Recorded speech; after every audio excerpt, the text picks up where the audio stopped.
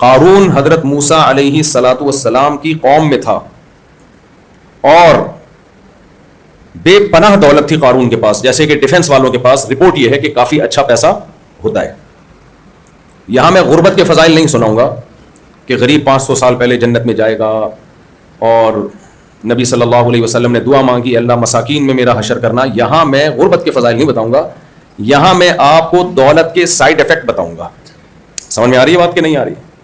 دولت کے side effect. کیونکہ جب انسان کا پیٹ خالی ہوتا ہے تو اسے اللہ یاد رہتا ہے, جب پیٹ بھرتا ہے تو وہ سب سے پہلے کس کو بھولتا ہے؟ اللہ. بنی اسرائیل موسیٰ علیہ السلام کی قوم تھی, غریب تھے, مسکین تھے, حضرت موسیٰ پہ ایمان لائے. لیکن بنی اسرائیل میں قارون ایک واحد شخص تھا جو تھا بنی اسرائیل میں سے, مگر موسیٰ علیہ السلام پر ایمان نہیں لایا, اور فرعون کے ساتھ تھا. وہ کیا تھا بھائی قارون میں؟ تھا بنی اسرائیل میں سے, موسیٰ علیہ السلام کے معجزے بھی دیکھ رہا ہے, قوم بھی ایک ہے, مگر بیٹھتا کس کے ساتھ تھا جا کے؟ ٹھکانا کس کے ساتھ؟ فرعونیوں کے ساتھ. اور فرعونی بھی اس کو گلے لگاتے تھے, حالانکہ فرعونی تو بنی اسرائیل کو چھوڑتے نہیں تھے. کوئی بنی اسرائیل کا بچہ پیدا اس کو قتل کرتے تھے. لیکن قارون کے ساتھ فرعونیوں کے جو تعلقات تھے بہت اچھے تھے. وجہ کیا تھی؟ قارون کے پاس وہ کچھ تھا جو ڈیفنس والوں کے پاس اب بھی ہے. سمجھ میں آ رہی ہے بات کہ نہیں آ رہی ہے؟ قارون کے پاس وہ کچھ تھا جو ڈیفنس والوں کے پاس ہے. نہیں تھا, نہیں ہے ڈیفنس والوں. اتنا پیسہ تھا, اتنا پیسہ تھا, ان مفاتحہ لتنوء بالعصبۃ اولي القوہ, کہ خزانوں کی چابیاں ایک جماعت لے کے چلا کرتی تھی. پہلے زمانے میں یہ ڈیجیٹل لاک وغیرہ نہیں تھے نا, اور ڈیجیٹل کرنسی بھی نہیں تھی. پہلے زمانے کی کرنسی تھی گولڈ, سونا اور چاندی, تو وہ باقاعدہ لاکروں میں رکھنی پڑتی تھی. تو لاکر تھے بہت سارے, ان کی چابیاں بہت ساری. تو ایک بہت بڑی جماعت ایسی تھی جس کا کام صرف چابیوں کی حفاظت تھی, اور چابیاں اٹھا کے چلتی تھی اس کے ساتھ. تو جب اللہ نے قارون کو اتنی دولت دی, اتنا پیسہ دیا, تو قارون کی کھوپڑی کیا ہو گئی؟ آؤٹ ہو گئی. اب اس کو موسیٰ علیہ السلام سمجھ میں ہی نہیں آ رہے تھے. تو سمجھ میں نہیں آ رہے کہ موسیٰ علیہ السلام, وہ کہتے بھائی کوئی کاروبار کی بات کرو, کوئی بزنس کی بات کرو, کوئی ہیلتھ کی بات کرو, کوئی اچھا رشتہ ہو تو بتاؤ ہے بھائی, کوئی نئی اپارچونٹی ہو اس میں, کوئی لیدر کا بزنس ہو, کوئی گولڈ کا بزنس ہو, کوئی. یہ کیا بات ہے کہ اللہ پہ ایمان لے آؤ, آخرت ہے, جنت ہے, جہنم ہے, نافرمانوں کے لیے آگ رکھی اللہ نے, جو اللہ کی مان کے چلتے ہیں اللہ ان کو کامیاب کرے. کیا مولانا والی باتیں لگا کے رکھی ہوئی, کیا مولویوں والی باتیں ہیں یہ. تو قارون کو موسیٰ علیہ السلام کی دعوت سننا اور ان کی بات کو ویلیو دینا ٹائم ویسٹنگ لگتا تھا. میں سمجھا پا رہا ہوں اپنی بات؟ کیا لگتا تھا؟ ٹائم ویسٹ, یہ ویسٹ کر رہے ہیں ٹائم. موسیٰ علیہ السلام نے نہیں چھوڑا قارون کو, کیونکہ موسیٰ علیہ السلام اللہ کے پیغمبر ہیں, اور پیغمبر کا کام ہوتا ہے بہرحال اللہ کا پیغام پہنچانا, چاہے سامنے والے کو اچھا لگے یا اچھا نہ لگے. دیکھو پیغمبر کے علاوہ جتنے بھی لوگ ہیں ان کو حکم یہ ہے کہ سامنے والے میں سننے کی, سمجھنے کی صلاحیت ہے تو آپ بات کریں, ادروائز آپ خاموش رہیں. لیکن پیغمبر کو حکم یہ ہے کہ پہنچانی ہے دعوت ہر قیمت پہ, اچھا لگے یا نہ لگے, ماننے کی امید ہو یا نہ ہو. یہ فرق ہوتا ہے پیغمبر میں اور غیر پیغمبر میں. یہ میں اس لیے بتا رہا ہوں کہ آپ لوگ سننے آئے ہیں تو میں سنانے آ گیا, نہیں آتے تو پھر تھوڑی آتا سنانے کے لیے آپ کو. پیغمبر کا کام ہے دعوت پہنچانا. موسیٰ علیہ السلام نے قارون سے کہا کہ تجھے اللہ نے اتنی دولت دی ہے, احسن کما احسن اللہ الیک, یہ اللہ کا تجھ پر احسان ہے جو اللہ نے تجھ پہ کیا. اللہ یہ چاہتا ہے کہ جیسے اس نے تجھ پر احسان کیا تو اللہ کی مخلوق پہ احسان کر, اس اللہ کو خوش کرنے کے لیے. وَابْتَغِ فِي مَا آتَاكَ اللَّهُ الدَّارَ الْآخِرَةَ, اور جو کچھ اللہ نے تجھے دیا ہے اس سے آخرت بنانے کی فکر بھی کر, آخرت کے لیے بھی ذخیرہ کر. وَلَا تَنْسَ نَصِيبَكَ مِنَ الدُّنْيَا, دیکھو جب انسان کا پیٹ بھرا ہوا ہوتا ہے اس کو سب سے بری بات موت کی لگتی ہے. آپ دوستوں کے ساتھ بیٹھے ہوئے ہو, گپ شپ لگا رہے ہو, تو محفلوں میں کس قسم کی گپ شپ ہوتی ہے؟ بہت ساری باتیں ہوتی ہیں انٹرٹینمنٹ کی, کرکٹ کے میچز پہ باتیں ہو رہی ہوتی ہیں کہ اگلی دفعہ کون ہار رہا ہے, پاکستان کتنے نمبر سے ہارے گا, جیتنے کی تو باتیں ختم ہی ہو گئی ہیں. اگلی دفعہ تمہارا کیا خیال ہے کتنے نمبر سے ہارے گا پاکستان, اور اگلی دفعہ مہنگائی میں کتنا مزید اضافہ ہوگا, اگلی دفعہ الیکشن میں کتنی زیادہ مزید دھاندلی ہوگی. یہ سب باتیں ہمارے الحمدللہ حصہ ہیں, گپ شپ ہوتی ہے کہ اگلی دفعہ بارش میں مزید کتنی تباہی ہوگی, کتنا پانی گھروں میں آئے گا. یہ ہماری صبح شام کی باتیں, جب ہم بیٹھتے ہیں تو یہ ساری گپ شپ لگ رہی ہوتی ہے. اس دوران اگر کوئی یہ باتیں شروع کر دے کہ دیکھو ایک دن ہم نے مرنا ہے, ایک دن ہم پھٹے پہ لیٹے ہوئے ہوں گے, ایک دن ہمیں غسل دیا جائے گا اور ہم ہل جل بھی نہیں سکیں گے, اور تمہارا کیا خیال ہے, تمہیں کیا لگتا ہے تم کون سے پھٹے پہ لیٹے ہوئے ہوگے؟ اچھا لگے گا اس اتنی اچھی باتوں کے دوران دودھ جلیبی کی باتیں ہو رہی ہوں اور اس دوران یہ بیچ میں کباب میں ہڈی لگے گا کہ نہیں لگے گا؟ مجھے لگ رہا ہے آپ لوگ کو میں سمجھا نہیں پا رہا, شاید جواب تو دینا تھوڑا سا. 4 شادیوں کی باتیں چل رہی ہوں گرما گرم, اب دیکھو, اب ہوش میں آئے. 4 شادیوں کی ڈیفینس کے کسی لگژری ہوٹل میں بیٹھ کے باتیں چل رہی ہوں, یار اس نے جناب لڑکیوں سے شادی کر لی 4 اور سب کو الگ الگ بنگلے دے دیے, یہ باتیں چل رہی ہوں, ماحول گرم ہو اور حکے چل رہے ہوں. ایک بیچ میں بندہ باتیں شروع کر دے, ابے ایک دن مرنا ہے, بھٹے پہ لیٹے ہوئے ہوں گے, اب پتہ نہیں آغا خان میں مریں گے یا سول ہاسپٹل میں مریں گے, تو برا لگے گا نہیں لگے گا؟ اس کو بولیں گے بھائی نکل یہاں سے, پھر بھی بول جائے نہیں بھائی ایک دن سب نے مرنا ہے بھائی, بھٹے پہ لیٹے ہوئے ہوں گے, دفن کر کے جا رہے ہوں گے, منو مٹی پھینک رہے ہوں گے, کل شریف پڑھ رہے ہوں گے, یہ کر رہے ہوں گے, ہم مریں گے پیچھے دیگیں چل رہی ہوں گی, لوگ بیٹھ کے کھانے کھا رہے ہوں گے. اتنی ڈھیٹ پنا ہے یار, ہمارے نام پہ غم میں کھا رہے ہوں گے. یار غم میں چھوڑ دو کھانا 3-4 دن کے لیے, نہیں تمبو لگے گا اور ابا کی یاد میں لنگر بٹے گا. تو بیٹا یہ سب تیرے ساتھ بھی ہونے والا ہے, میرے ساتھ بھی ہونے والا ہے. تو کباب میں ہڈی لگے گا کہ نہیں لگے گا؟ یہ آدمی, انسان چاہتا ہے عیش کی باتیں سنے, مزے کی باتیں سنے, لیکن پیغمبر لوگوں کی رعایت نہیں کرتے, وہ آ کے لوگوں کو ریئلٹی بتاتے ہیں. قارون کے پاس تو اتنی دولت, اتنا پیسہ, اتنی عیاشی, خزانے ہی خزانے, باندیاں, بیویاں, ساری نعمتیں عیاشی کی, اور موسیٰ علیہ السلام اسے سمجھا رہے ہیں لا تنسا نصیبک من الدنیا, بھائی دنیا میں تھوڑے دن رہنا ہے, زیادہ اس دنیا کو لفٹ کرانے کی ضرورت نہیں ہے. تو غصہ آئے گا نہیں آئے گا پھر قارون کو؟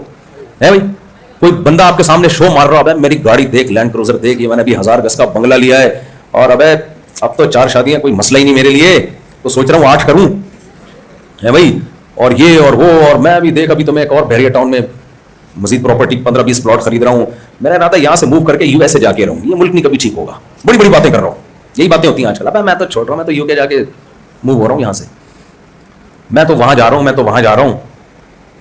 اتنی زبردست باتیں کر رہا ہو اور سامنے آپ کا دوست بول دے بھائی مسافر خانہ ہے, تھوڑے دن میں قبرستان جا رہا ہے, تو تھوڑے دن میں کدھر جا رہا ہے, اور آپ کو ڈیفینس کے قبرستان لے جائے, یہ جا کے دیکھ یار تھوڑے دن میں تو کدھر آ رہا ہے.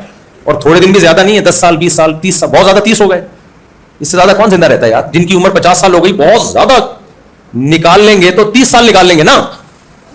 کتنا زور لگاؤ گے بھائی؟ اینٹی ایجنگ چیزیں کھانا شروع کر دی ہیں لوگوں نے, کیا اس سے جو ہے نا جو بڑھاپے کا پروسیس تھوڑا سا ڈیلے ہو جائے. بس نہیں چل رہا کہ روک لیں بڑھاپے کو, رک تو رہا نہیں ہے, تو ڈاکٹر بتا رہے تھے یہ کرو, تو تھوڑا سا کیا ہو جائے گا بڑھاپا. کتنا تھوڑا سا 6 مہینے. جو کھانسی 1 جنوری کو آنی تھی وہ 1 جون کو آئے گی, تھوڑا 6 مہینے کیا ہو جائے گی ڈیلے. جو کینسر جنوری کی 1 تاریخ کو ہونا تھا وہ جون کی 1 تاریخ کو ہو جائے گا. تھوڑا سا جراثیم کیا ہو جائیں گے, یہی ہوگا, اس سے زیادہ کیا ہو جائے گا بھائی. جتنا بھی زور لگا لو, لڑکے جم جاتے ہیں, یہ ڈولے شولے بنا رہے ہیں تاکہ جوانی لوٹ آئے, بعض دفعہ وہی ڈولے بناتے ہوئے مر جاتے ہیں ہارٹ اٹیک سے. جم میں دیکھ بہت ساری موتیں ہوتی ہیں, کیونکہ وہ سمجھتے ہو اینٹی ایجنگ ہم اب یہ عمل کو ریورس کریں, تو ریورس کرنے کے چکر میں اتنا ویٹ اٹھا لیا کہ مدذل عالیہ گئے مارکیٹ سے, کیا ہو گئے شارٹ. تو اتنی اچھی اچھی باتیں چل رہی ہوں, گپ شپ ہو رہی ہو, اور آپ اپنی نمائش کرا رہے ہو, یہ بنگلہ, یہ گاڑی, یہ بینک اسٹیٹمنٹ, اور کوئی بندہ بولے اب سب ختم ہو جائے گا, برباد ہو جائے گا, تھوڑے وہ قبرستان جا کے دیکھ, تیرے سے بڑا سیٹ تھا, اس کی لاش پہ لاکھوں کیڑے پڑے ہوئے ہیں. آپ کو غصہ آئے گا کہ نہیں آئے گا؟ کیوں غصہ آئے گا یار؟ اب مزے کی زندگی گزر رہی ہے, تھوڑا عیش کرنے دو. کیا موت کی باتیں, پھٹے کی باتیں, جنازے کی باتیں, قبر کی باتیں, کیا شروع کر دیا تم نے؟ تو اس لیے قارون کو سب سے زیادہ بغض اپنی سوسائٹی میں کس سے تھا؟ حضرت موسیٰ علیہ السلام سے, جو اللہ کے سب سے محبوب پیغمبر تھے اس وقت. یعنی اللہ کو روئے زمین پر اس وقت جن شخصیت سے سب سے زیادہ محبت, قارون کو اسی شخصیت سے سب سے زیادہ نفرت. کیوں بنی اسرائیل کو نفرت نہیں ہوئی, قارون کو ہوئی. کیوں؟ قارون کی جیب بھری ہوئی تھی, اور بنی اسرائیلی کیا تھے؟ غریب اور مسکین. جب آپ کے پاس عیش و عشرت کا سامان ہوتا ہے, آپ کو موت کے سوا دنیا کی ہر چیز اچھی لگتی ہے. میں سمجھا پا رہا ہوں اپنی بات؟ آپ کو میں برا تو نہیں لگ رہا؟ سنو, آپ بھی مجھے بھگا دو یار, کیا باتیں لے کے بیٹھ گئے ہو. تو موسیٰ علیہ السلام نے کہا وَلَا تَنْسَ نَصِيبَكَ مِنَ الدُّنْيَا, بھائی دنیا میں بہت تھوڑا رہنا ہے, زیادہ اس دنیا کو فری کرانے کی ضرورت نہیں ہے. وَأَحْسِنْ كَمَا أَحْسَنَ اللَّهُ إِلَيْكَ, آخرت کی تیاری کر, اب وہاں جانا ہے, سارا ادھر کے لیے کر لیا تو نے, ادھر کے لیے کچھ بھی نہیں کیا تو نے. تو قارون کو نا موسیٰ علیہ السلام کی نصیحت بہت بری لگی. جب موسیٰ علیہ السلام نے زیادہ سمجھایا تو قارون کہنے لگا انما اوتیتہ علی علم عندی, کہ یہ جو کچھ میں نے کمایا ہے یہ اسٹرگل ہے. کیا ہے؟ اسٹرگل ہے, محنت ہے, دماغ کا استعمال ہے. ہر ایک کو نہیں مل جاتا ایسے. لوگ کہہ رہے ہوتے ہیں نا کہ بھائی صاحب, وہ ایک لطیفہ میں سنا دوں, تھوڑا سا بچے بھی خوش ہو جائیں گے, تھوڑا سا بچے فریش ہو جائیں گے نا. ایک سیٹھ تھا, سیٹھ لوگوں میں مشہور تھا کہ یہ بہت بے وقوف ہے. اب وہ سیٹھ کو غصہ آتا تھا, لوگ مجھے بے وقوف, تھا وہ واقعی بے وقوف, اس کو غصہ آتا تھا کہ لوگ مجھے بے وقوف کہتے ہیں. تو اس نے اپنے چیلے سے اپنے خادم سے کہا کہ یار لوگوں میں مشہور ہو گیا ہوں بہت زیادہ بے وقوف, تو ایسا کر میری ذہانت کو ثابت کرنے کے لیے نا تو مجھ سے کوئی پہیلی پوچھ. کیا پوچھ؟ پہیلی, تاکہ میں اس کا جواب دوں تو پتہ چل جائے کہ میں کیا ہوں, ذہین. لیکن اس کو خطرہ تھا ایسا نہ جواب ہی نہ آئے مجھے. تو اپنے خادم کو کہتا ہے پہیلی وہ پوچھنا جس کا جواب مجھے آ جائے, اتنی آسان ہو کہ اس کا جواب مجھے آتا ہو. ایسا نہ کوئی اتنی ڈیفیکلٹ قسم کی چیز لے آ کہ میں اور بے وقوف ثابت ہو جاؤں. اگر مجھے اس کا جواب نہیں آیا, تو نے پہیلی پوچھی اور مجھے اس کا جواب نہیں آیا, میں تیرے کو چھوڑوں گا نہیں. میں اس نے بولا یار یہ تو بڑی مصیبت میں ڈال دیا, کوئی ایسی آسان پہیلی لے کر آؤ مارکیٹ میں کہ پاگل سے پاگل کو بھی اس کا جواب آتا ہو. تو اب اس نے سوچ کے ایک پہیلی بنائی. بولا دیکھ ایک جانور ہے چھوٹے سے قد کا, دم لمبی, اور میاؤں میاؤں کرتا ہے. کیا کرتا ہے؟ چولہے کے گرد گھومتا ہے, میاؤں میاؤں کرتا ہے, بتا کیا ہے. اس نے کہا اتنی آسان پوچھو نا تاکہ پتا تو جواب آئے نا, ورنہ میں پٹوں گا. بتا کیا ہے وہ. سیٹ بولتا ہے کافی دیر سوچ کے کہتا ہے مرغا. کیا کہتا ہے؟ اب یہ خادم نے بولا اگر میں نے بولا کہ جواب غلط ہے تو میں تو پٹوں گا. تو یہ خادم کہتا ہے حضور یہ اتنی مشکل پہیلی, اس کا آپ نے صحیح جواب دے دیا. یہ مجھے لگتا ہے کسی نے بتایا ہے آپ کو, بیمانٹی ہوئی ہے, یہ بیمانی ہوئی ہے, لگتا ہے کسی نے آپ کو اتنا مشکل ڈیفیکلٹ پہلی میں نے پوچھی اور آپ جواب دے دیے. کوئی لگ رہا ہے کسی سے کان میں بتایا ہے, یہ نہیں ہو سکتا. کہتا ہے نہیں, عقل کی دوڑ ہے. یہ کیا ہے؟ عقل کی دوڑ ہے بھائی, کسی نے بتایا نہیں ہے. تو یہ تو لطیفہ ہے کسی بے وقوف سیٹ کے بارے میں, لیکن میں اور آپ, میں خود بھی اس میں شامل ہوں, ہم اس سیٹ سے بھی بڑے بے وقوف ہیں جو قارون کی طرح یہ سمجھتے ہیں کہ ہمیں جو نعمتیں ملی یہ اللہ کا احسان نہیں ہے, یہ ہمارے عقل کی دوڑ ہے, یہ ہماری اسٹرگل ہے, ہماری محنت ہے, مائنڈ استعمال کیا ہے, بزنس میں دماغ لگایا ہے. ہر ایک کو تھوڑی مل جاتا ہے ایسے, ہر ایک کو تھوڑی مل جاتا ہے بھائی. ہم نے محنت کی ہے بچپن سے. موٹیویشنل اسپیکر بھی بتا رہے ہوتے ہیں نا, دیکھو 7 کامیاب ترین دنیا کے جو کہتے ہیں نا 7 عادتیں کامیاب ترین لوگوں کی بتاتے ہیں نا, 7 ہیبٹس, 7 عادتیں وہ اختیار کر لو تو وہ کامیاب ہو جاؤ گے. تو بڑے بڑے کامیاب لوگوں کی ان کے پاس رپورٹیں ہوتی ہیں کہ دیکھو ان کے اندر یہ 7 عادتیں تھیں. صبح جلدی اٹھتے تھے, رات کو دودھ پی کے سوتے تھے, گلاس وغیرہ وغیرہ. اچھے بچے تو یہ کرتے ہیں نا, رات کو دودھ پی کے سوتے ہیں. پہلے زمانے میں یہ سنا کرتے تھے, اب دودھ پتی پی کے سو رہے ہوتے ہیں, اب تو اٹھ کے کھا کے سو رہے ہوتے ہیں. اور پھر وہ ایسے تھے اور ویسے تھے, ان میں برداشت تھی, پیشنٹ وغیرہ وغیرہ, ٹش پش, بہت ساری چیزیں ملا کے 7 وہ علامتیں جو کامیاب لوگوں کی ہیں. آپ اپنے اندر یہ علامتیں پیدا کر لو, آپ بھی وہاں تک پہنچ رہے ہو. وہ آدھی بات کر رہے ہوتے ہیں. آپ جب ہسٹری میں ریسرچ کرو گے تو آپ کو 7 کے بجائے 14 علامتیں نظر آئیں گی جو بہت سے لوگوں میں تھیں مگر کامیابی ان کے قریب بھی نہیں پھٹکی. سمجھ میں آ رہی بات کہ نہیں آ رہی؟ کامیابی قریب بھی نہیں پھٹکی. جب وہ کامیابی کی انتہا تک پہنچنے والے تھے, پاکستان میں تو ایسا بھی ہوتا ہے, تو اتفاق سے گٹر کا ڈھکن کھلا ہوا تھا اور بالآخر گئے. حالانکہ ان میں 7 کے بجائے کتنی علامتیں تھیں؟ بولو 14. آپ کہہ سکتے ہو کہ یہ تو یہاں گٹر کا ڈھکن کھلا ہوا تھا اس لیے اتفاق سے گر گئے اور سارا پروگرام ہی ان کا کامیابی کا بڑھ گیا. تو وہاں تھوڑی ہوتا ہے یار. یہ کتاب ان ملکوں کے بارے میں لکھی گئی ہے, یہ ان کنٹریز کے بارے میں لکھی گئی ہے جہاں گٹر کے ڈھکن کھلے نہیں ہوتے, بلکہ پتہ ہی نہیں ہوتا گٹر ہے بھی کہ نہیں ہے. ان ملکوں کے بارے میں وہاں اگر یہ 7 علامتیں پائی جائیں گی تو آپ کامیاب لازمی ہوگے. میرے بھائی ان ملکوں کے مسائل کچھ اور ہیں. جب یہ کووڈ آیا ہے نا تو اس میں بہت سے ایسے لوگ دنیا سے گئے ہیں جن میں 21 علامتیں پائی جاتی تھیں. صحیح ہے نا, کووڈ نے آ کے جھاڑو کی طرح. یار آپ لوگ پتہ نہیں بول کیوں نہیں رہے, میں بھی تو تھکا ہوا ہوں. آپ تو جواب سینٹنس کنپلیٹ کیا کریں. میں بچوں سے خاص طور پہ کہہ رہا ہوں جو بزرگ بیٹھے ہیں تو ہمارے قابل احترام ہے.